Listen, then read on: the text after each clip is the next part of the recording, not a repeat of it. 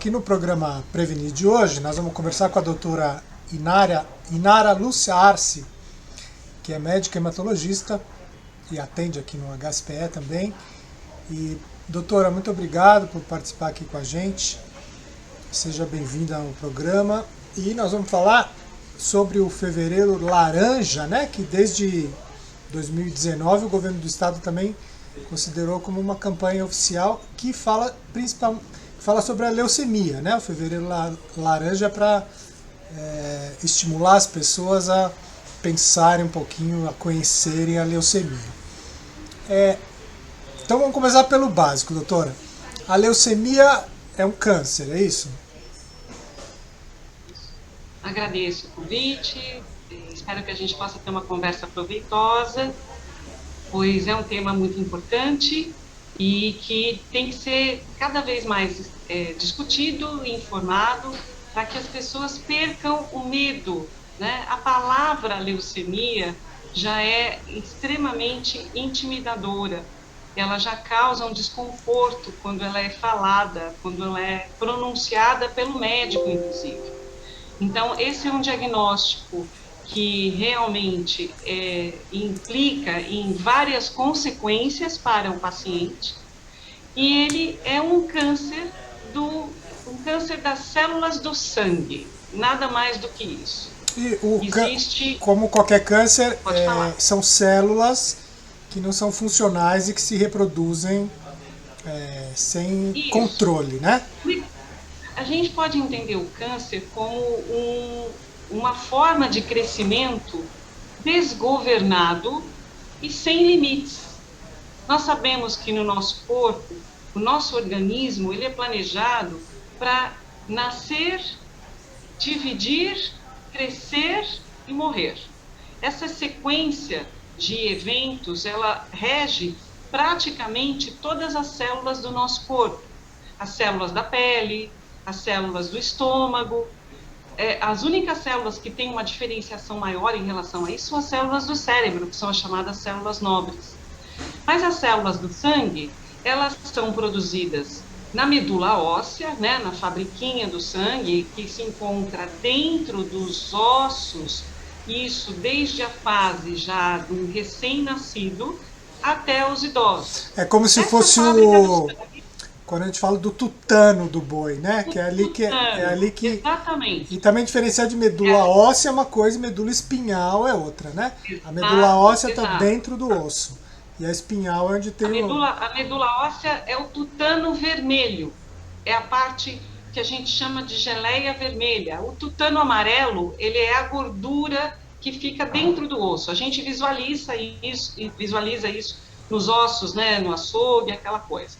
Então, essa fabriquinha, ela é muito importante porque ela é realmente quem faz toda a programação de crescimento de células.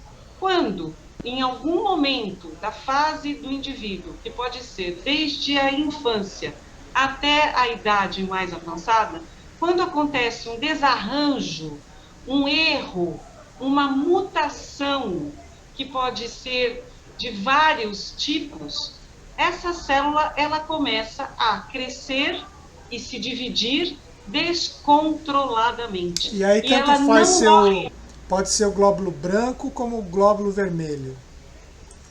Então assim, existem alguns subtipos de leucemia, né? Então isso é uma outra coisa importante. A leucemia, ela é vista como um nome só, a gente só pensa na forma mais grave, na forma mais que é muito vista nos filmes, na novela, mas as leucemias, elas podem ser de vários subtipos.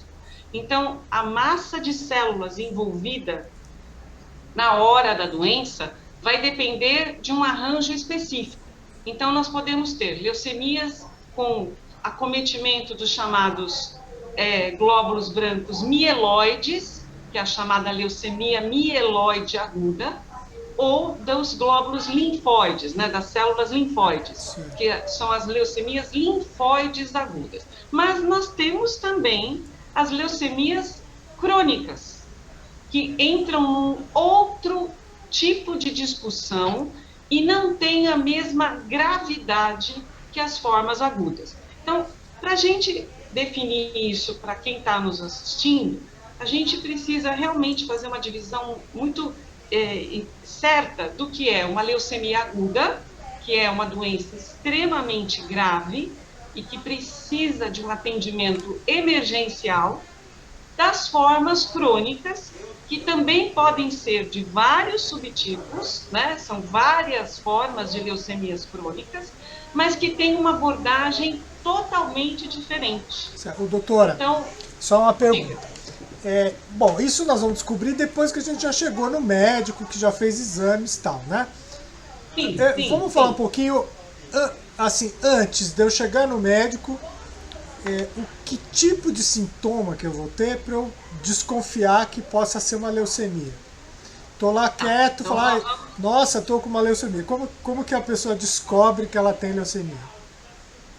As formas agudas, elas têm a tendência de realmente se apresentarem de uma forma acelerada. São doenças que não ficam esperando muito tempo para se manifestar. O paciente ele começa a sentir um certo grau de cansaço, de fadiga. E essa fadiga é uma sensação que não melhora. Ela vai piorando aos poucos e vai se manifestando já em atividades. A pessoa ela se sente mais fraca, ela começa a perceber que ela está um pouco mais pálida, mais branca. Outras pessoas podem apresentar manchas vermelhas pelo corpo, lesões avermelhadas na boca, que são as chamadas petequias ou equimoses, por questões da falta de plaquetas. E a outra ponta desse triângulo é a presença de infecções. Como a fábrica do sangue ela começa a produzir de forma errada, ela começa a falhar e não produzir mais as células boas, a nossa imunidade cai. Então, a gente pode começar a ter uma infecção de garganta, que vai piorando e o paciente é levado, às vezes, ao hospital por febre, por pneumonia, e na hora de fazer o exame, a gente se depara com uma situação que sugere uma leucemia. O primeiro exame é o hemograma, né? O primeiro exame que você faz é o hemograma. O hemograma. A entrada do paciente, ela vai contar com essa historinha, né? O paciente vai contar para o médico que ele vem percebendo isso em média de 20, 30, 40 dias no máximo, porque essas situações vão se agravando ao longo do tempo. Essa é uma doença que não espera. O médico, ao tomar ciência dessa informação, ele vai examinar o doente. O que o médico pode encontrar?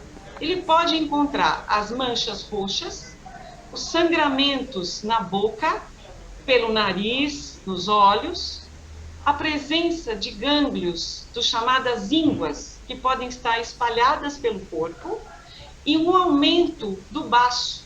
Então, o médico, na hora que ele vai juntando essas pontinhas de informação, ele começa a perceber que pode haver um sinal de que existe uma doença aí do sangue. Isso na aguda, e a na primeira... leucemia aguda. Isso, na aguda. E a primeira coisa que ele vai fazer é pedir um hemograma. Essa é a primeira conduta. E na crônica também é parecido? A impressão que eu tenho é que é menos visível, vamos dizer assim, né? Menos perceptível. Isso. Então, as crônicas são... A gente pode dividir novamente entre as mieloides crônicas e as linfóides crônicas.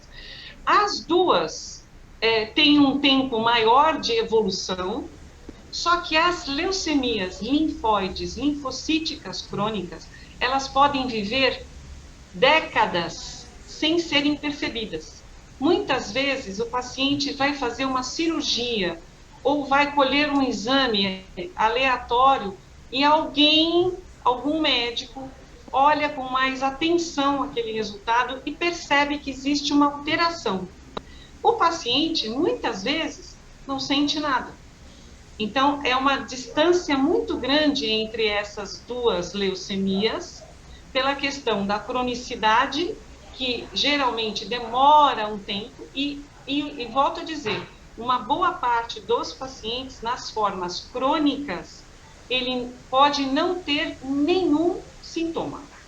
Mas a doença continua evoluindo mesmo sem sintoma, é isso? Sim, sim, sim. Mas precisa tratar do mesmo jeito. Mesmo que ele não tenha sintoma, Não, precisa tratar. Não precisa.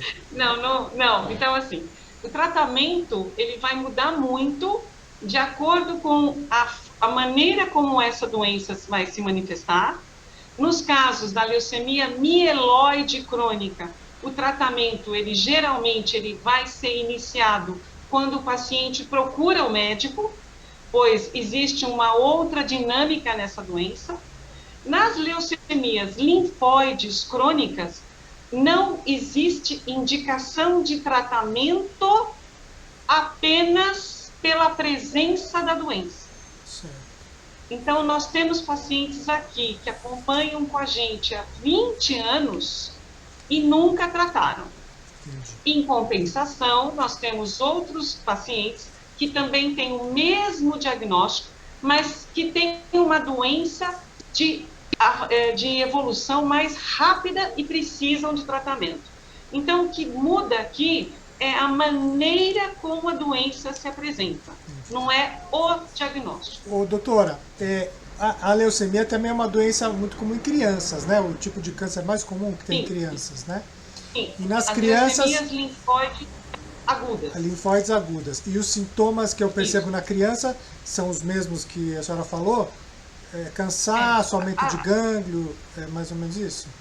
Isso. As crianças, geralmente, elas têm uma reserva muito maior do que os adultos, né? A gente percebe isso. A doença na criança, ela geralmente está associada à presença dessas alterações que eu falei, mas muito mais pela evolução para infecções de repetição. Sim. Então, essa criança, ela começa a apresentar idas ao pronto-socorro. Os pediatras avaliam a presença de gânglios, que na forma linfóide aguda é mais comum, o aumento do baço é mais perceptível. Então, os sinais são um pouco mais evidentes na criança. E tem alguma idade? É uma coisa mais fácil. Em criança tem alguma idade que é mais comum aparecer? As leucemias linfóides agudas, elas costumam acontecer numa faixa intermediária acima dos 3 aos 8 anos, é uma faixa mais incidente. As leucemias mieloides agudas na infância costumam ser um pouquinho mais tardias, mas elas podem acontecer em qualquer momento, em qualquer idade. Isso, infelizmente, não é tão certo, é uma coisa até um pouco mais aleatória. Existe um maior pico, mas eu posso ter uma criança recém-nascida com leucemia mieloide aguda, que é uma doença gravíssima, que é a chamada forma congênita de leucemia. Entendi. Então, revisando aqui um pouquinho, a gente falou do cansaço, que também muitas vezes a pessoa pode confundir com uma anemia, vamos dizer assim. Sim, então, essa é uma coisa muito importante. Algumas pessoas já têm anemia. São pessoas que cursam com anemia por perda de ferro, por menstruações exacerbadas, por problemas de absorção. Nossos pacientes que fazem cirurgias de estômago, cirurgias redutoras, que perdem a capacidade de absorver, pacientes que têm deficiência de vitamina B12, ou até aqueles pacientes que já têm um traço de anemia hereditária, que é muito comum em São Paulo, é a chamada anemia do Mediterrâneo. Então, algumas pessoas têm anemia. O importante é saber que uma anemia que é por deficiência de ferro, por deficiência de vitamina ou por uma questão hereditária, ela não vai virar leucemia. Isso não existe. Tá? A leucemia é uma doença maligna, é um câncer. As anemias benignas, que têm um motivo, elas vão ser tratadas e, se tudo der certo, e se forem corrigidas, o paciente está curado. Então, às vezes, a pessoa tem uma anemia e não cura essa anemia por algumas situações, por problemas de não controle. Por exemplo, em mulher é muito comum você ter uma menstruação exacerbada por alteração hormonal, por miomatose uterina, que é muito comum. E enquanto eu não corrijo o problema na base, Enquanto eu não controlo a causa da anemia, a anemia não melhora. Então, esse tipo de paciente, ele costuma ficar muito preocupado porque ele acha que aquela anemia que ele tem, que ele não cura, que ele não consegue controlar, vai virar uma leucemia. E isso é um conceito muito errado. Isso não existe. A gente não tem isso por conta daquilo. Mas o cansaço que a pessoa sente, Mas sim, o cansaço que a pessoa sente por ser anêmico é o mesmo da leucemia? não, não. Por quê? Porque o cansaço da leucemia, ele é progressivo. Ele não vai melhorar com nada. E ele vai evoluir com todas as outras coisas que acompanham. Então, além do cansaço, virá, em algumas situações, as chamadas dores. O paciente tem dor nos ossos. Às vezes, ele tem dor da gente apertar o peito do paciente, por conta da presença do crescimento das células da leucemia dentro dos ossos. Aquilo vai crescendo de uma forma que o osso ele vai expandindo, mas o osso não é feito para expandir. O osso é uma tábua rígida. Na hora que isso acontece, o paciente queixa: olha, doutor, eu estou com dor nos ossos, eu me sinto extremamente cansado, eu já não consigo mais fazer nada na minha casa. Então, isso é uma coisa que não é algo que ele está acostumado. É aquela anemia que eu tenho, que me dá uma canseirinha. Não, essa aqui é uma anemia que faz a diferença na vida da pessoa. Entendi. E o exame, e o exame de um hemograma comum, na verdade, é o primeiro. É a primeira coisa que você precisa Primeiro fazer, passo. na verdade, né? Daí Sim, aí sim. depois vai investigar os outros tipos. Isso. Vamos pular O para trás. hemograma, Ah, pode falar. sim, só complementar, o hemograma, ele é fundamental. E qualquer clínico pode olhar e já ter alguma ideia do que está acontecendo. Mesmo que não exista uma descrição detalhada das células malignas, a presença de uma anemia importante, grave, e de queda de plaquetas não é algo que o clínico pode achar que é normal. Então, por mais que ele não entenda todas as questões que o hemograma pode mostrar, o achado de uma anemia grave e de uma queda de plaquetas já é um sinal de grande alerta. Tá? Então, isso é muito importante. Porque muitas vezes o paciente demora para chegar no hematologista porque ele fica buscando um hematologista. Na verdade, ele poderia estar sendo encaminhado numa situação de emergência sem precisar passar numa consulta com o hematologista. Porque isso não é um atendimento de consulta, isso tem que ser algo que seja manejado rapidamente. Eu não posso esperar uma consulta com o hematologista para saber que eu estou com leucemia. Isso é muito importante. Isso no Eu caso posso das não agudas, saber né? das agudas.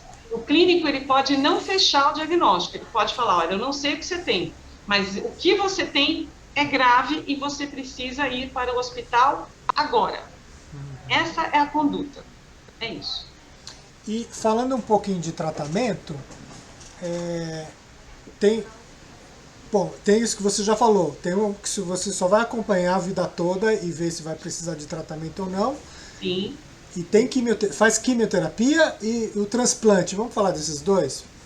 Sim, então vamos lá, que é um tema muito importante. Então, as leucemias agudas, elas têm protocolos de tratamento que são feitos com medicações quimioterápicas. Certo. Então, nós temos uma grade de medicamentos que são quimioterápicos específicos para leucemias agudas. Alguns para as linfóides, outros para mieloides. O tratamento não é igual. O tratamento ele é protocolado. Então, o mundo inteiro estuda as melhores formas de tratar.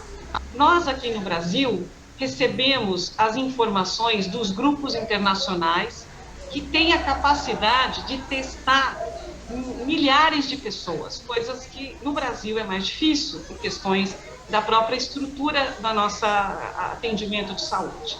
Então, os protocolos são internacionais, a gente não inventa nada, a gente segue uma literatura internacional. A gente precisa, além de tratar a leucemia, nós temos que saber quem é o paciente que nós estamos tratando. Uma criança tem uma capacidade de receber medicações que é muito maior do que um idoso de 78 anos. Falando em idoso, doutora, só uma pergunta. A gente falou das crianças, sim. E na idade adulta tem alguma idade que tem mais casos de leucemia? Ou... Sim, tem. As nossas leucemias agudas, infelizmente, elas podem aumentar a sua incidência a partir dos 60 anos. Não só as leucemias agudas, as leucemias crônicas também. Isso como parte do processo do envelhecimento.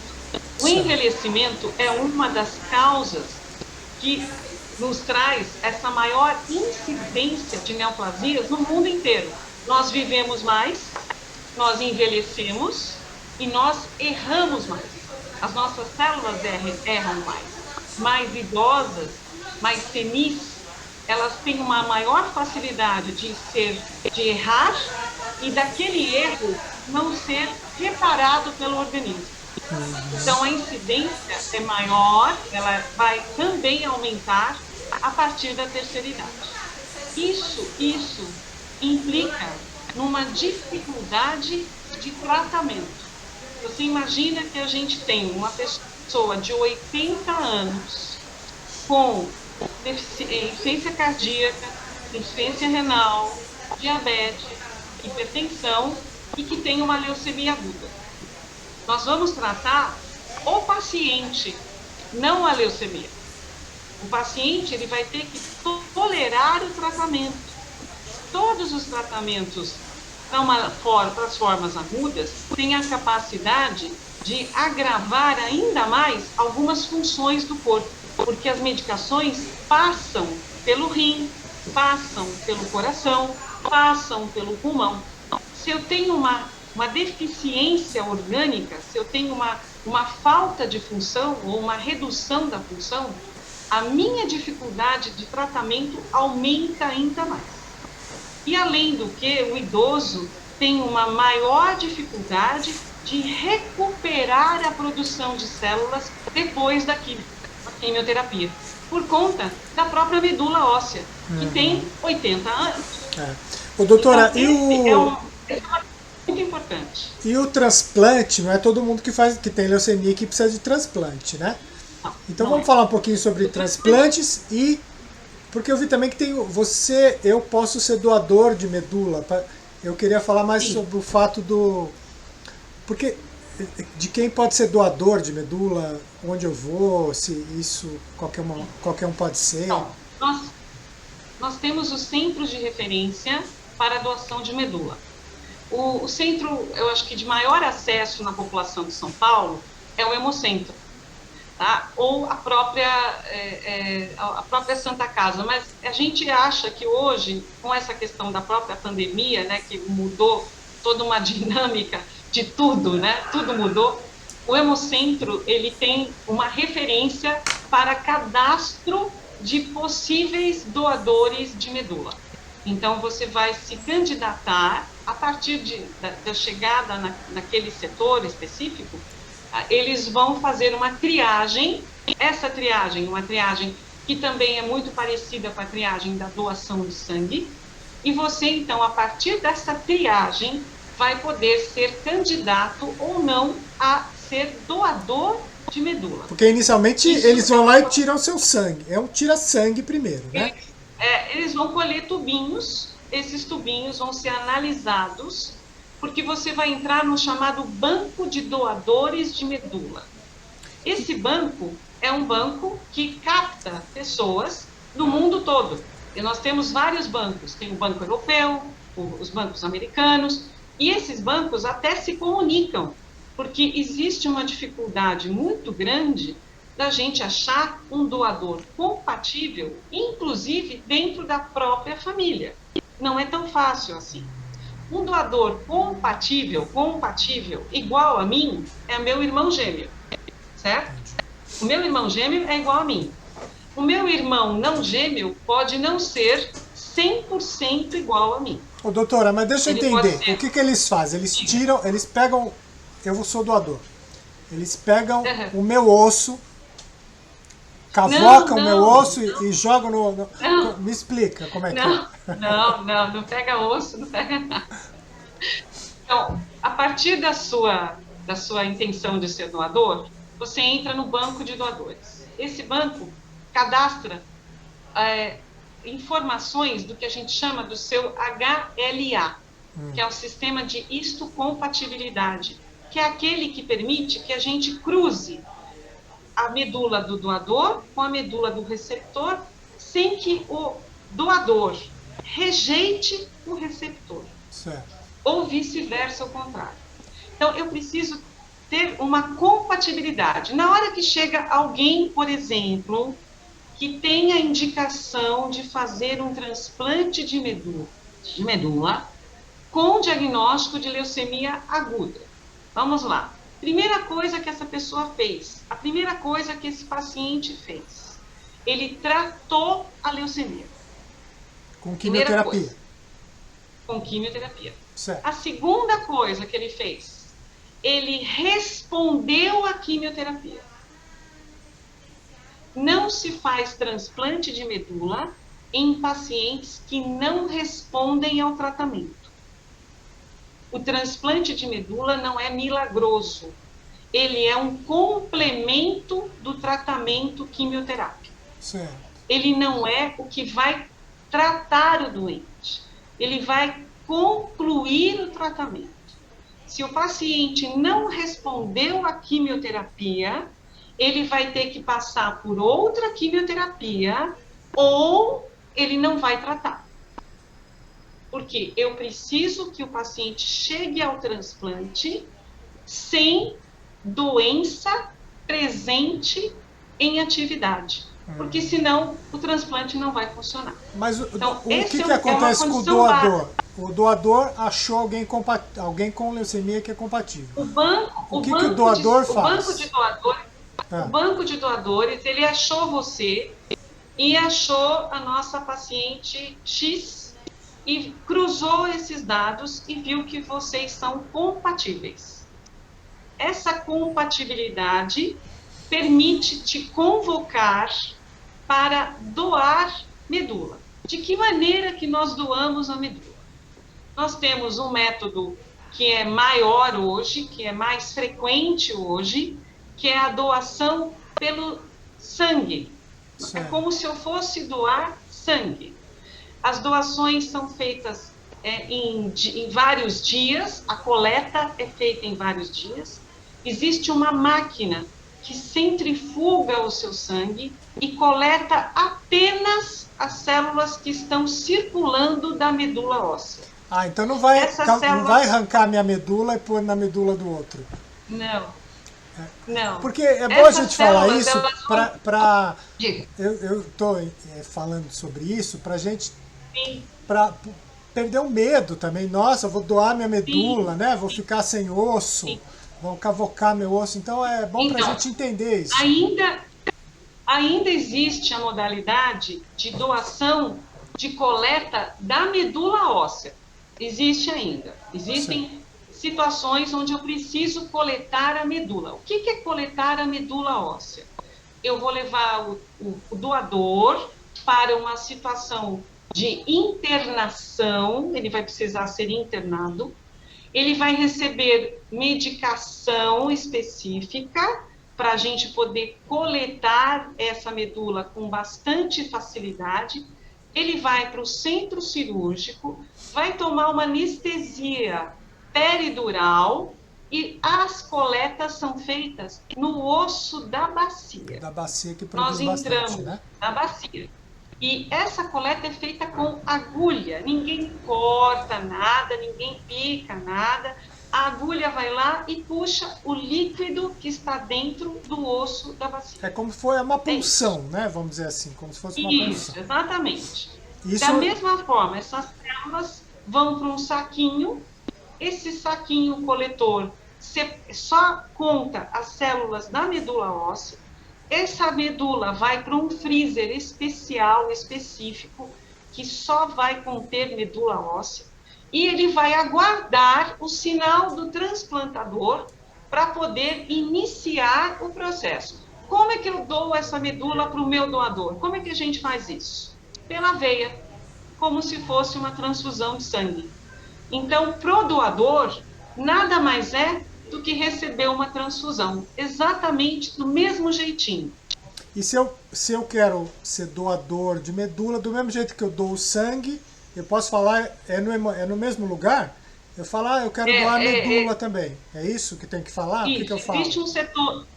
Na hora que você se apresentar lá no Hemocentro, de qualquer maneira, eu não tenho mais certeza absoluta de aonde isso se encontra agora. Mas se houver essa necessidade, a recepção do Hemocentro já tem toda a orientação, porque a ideia é realmente cada vez mais captar pessoas, desmistificar o procedimento, né? Tirar essa ideia de que é uma coisa muito agressiva, que vai trazer algum mal para o doador, né? Isso não eles têm todo um trabalho já para isso, com certeza. Certo. Bom, doutora, eu acho que a gente deu uma pincelada aqui sobre os tipos de leucemia, sobre as idades, sobre os sintomas, sobre doação. Faltou alguma coisa para a gente poder encerrar? Olha, eu acho que a gente pode ficar aqui a vida inteira falando. Assunto sempre vai ter, né? Eu acho que a gente pode falar a vida inteira. A minha preocupação é passar a informação de que a gente tem que procurar a informação correta. A gente não pode se assustar e se apavorar com algumas palavras que venham a ser ditas, porque mais do que palavras, a gente trabalha em cima do concreto.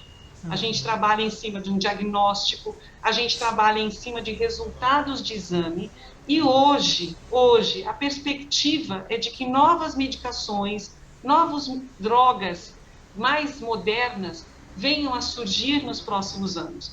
O tratamento da leucemia, das leucemias, já melhorou muito ao longo dos últimos 20 anos. E a tendência, apesar das grandes dificuldades, é de que isso vai melhorar ainda mais. O que ajuda? O que é primordial?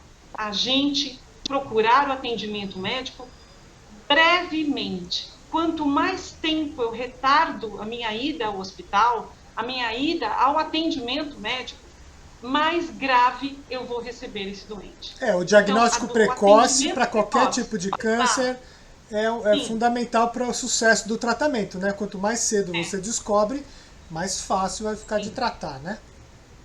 E nos casos das leucemias agudas, eu insisto, essa é uma doença que não espera. Então, se você tem algum sinal de alarme, febre que não passa, infecções que ficam indo e voltando, essa fadiga que não melhora e que só piora, e que te tira a condição de fazer uma comida, manchas roxas pelo corpo, sangramentos na boca que não tem motivo, você deve procurar um atendimento médico o mais breve possível, não espere. Essa, eu acho que é a coisa mais importante. Tá, joia, doutora. Muito obrigado, então. E obrigado quem assistiu aqui com a gente. Aproveita e se inscreve no canal do programa Prevenir. Obrigado, doutora. Obrigada. Muito obrigada.